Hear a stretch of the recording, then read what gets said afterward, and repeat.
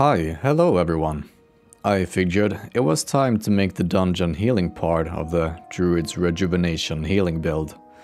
In this video, I'll talk both about max level dungeons and healing dungeons while leveling. I'm gonna be focusing on how I would recommend doing stuffs at max level in the first part of the video, and then in the end I'll go over some things to consider when healing dungeons as a low level healer. So, at 60 or 57 as shown in this video, I found that rejuvenation healing was very solid. Basically, I would heal everyone with rejuvenation and then monitor with healing touch. If people were still dropping in health after they were rejuvenated, I would poke their health a bit with rank 3 healing touch or maybe rank 4. On the tank, I would usually use max rank healing touch and max rank rejuvenation. This is quite different compared to how you usually heal with a druid, using healing touch everywhere. Now, in raids, you can make the argument against HOTS because they produce quite a lot of overhealing, or at least they might do that. But in dungeons, you're the sole healer. Any overhealing done is entirely your own fault. And then I've written a smiley face in the text, so that's kind of funny. As for the stats, you would want to grab for a rejuvenation based build. Healing power is very strong, and it should be your priority. I can't tell you exactly how things value compared to healing power, but unless it's a clear win in taking the higher intellect or spirit or spell crits in relation to the healing power that you're losing, go for the healing power. Once you're at full prebis, from dungeons that is, you should be looking at roughly 500 healing power. Overall, rejuvenation scales better with increased healing power than healing touch. Also, many of the graphs you're gonna be looking at are based on 400 healing power. But anyway, personally, I feel like I had more control when using rejuvenation as the main source of healing. If the entire group took damage, I could apply the proper rank of rejuvenation to everyone, which would take 7.5 seconds, that's the global cooldown times 5, and then start to use a faster lower rank healing touch as needed to complement the rejuvenation healing. If you were to use healing touch to deal with the same situation, you would have gotten 2 heals off at best during those 7.5 seconds. Now obviously, which way you want to approach a situation depends on the type of damage that's coming out. If it's spiky and slow hitting, you need to top people off quickly, otherwise a second attack might kill them off. However, if it's more even, consisting of many smaller attacks, then HOTS work just perfectly. If people suddenly drop hard due to a hard hit, well, HOTS won't heal the dead, so it's kind of, you have to approach each situation somewhat differently and interpret the damage coming out. So there are some pros and cons to using HOTS instead of direct heals, but it could be worth looking at how the healing touch build does against the rejuvenation builds in terms of mana efficiency. Now, looking at these beautiful graphs, we see the potential numbers you can pull with a healing touch and a rejuvenation build respectively. Note that these are optimal builds in terms of talent points.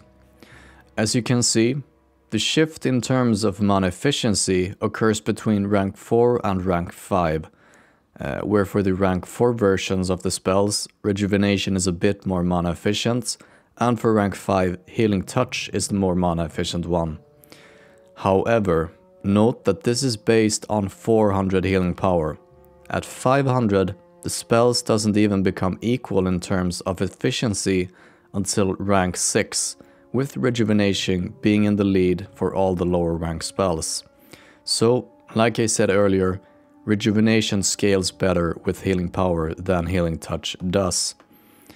However, when it comes to big hard heals, healing touch is gonna win at the higher ranks.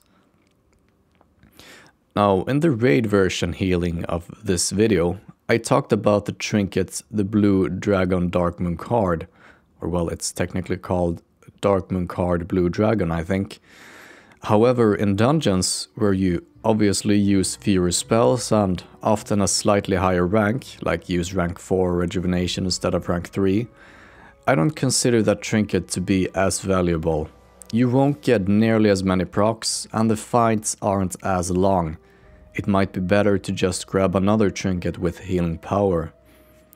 It could, however, be worth noting that this druid that I'm on now did an entire Scholomance without drinking until the third last boss, partly because of that card.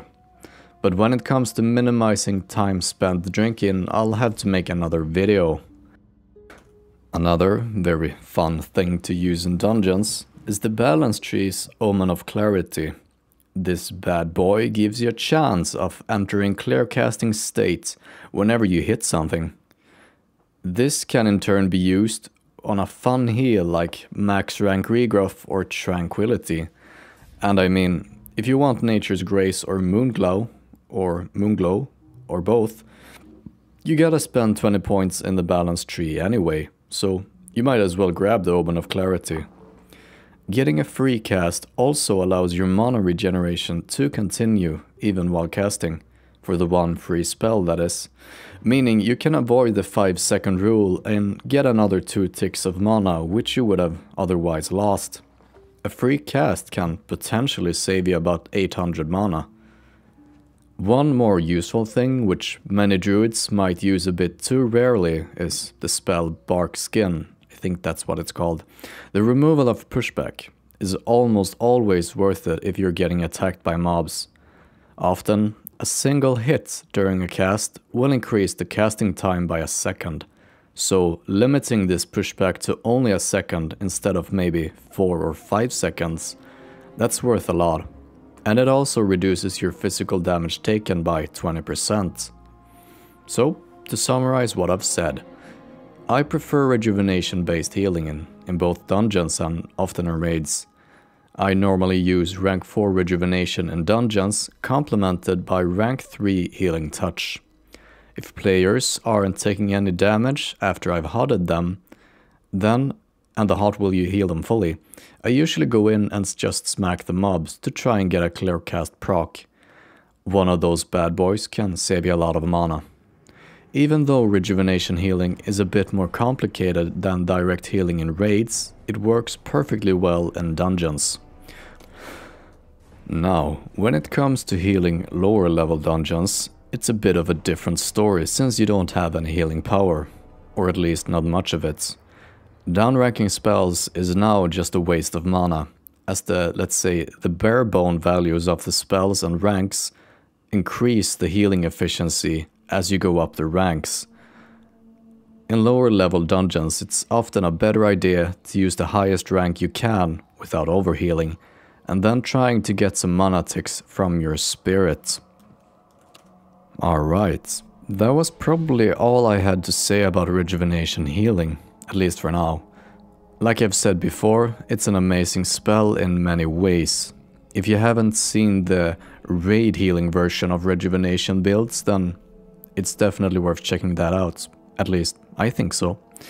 Either way, I hope you found this interesting and helpful. Like if you enjoyed, and subscribe to not miss out on more original ideas when it comes to healing. See ya!